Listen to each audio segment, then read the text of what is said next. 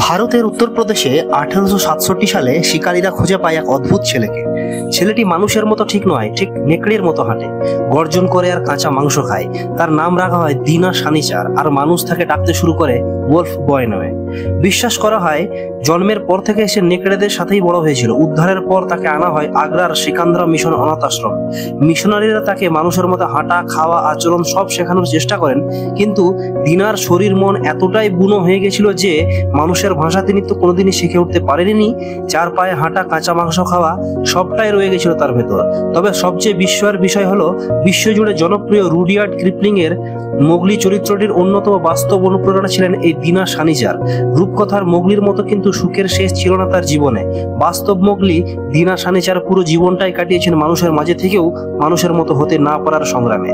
কেমন লাগলো আজকের গল্পটি জানাতে ভুলবেন না। আমার চ্যানেলটি ভালো লাগলে সাবস্ক্রাইব করতেও কিন্তু ভুলবেন না।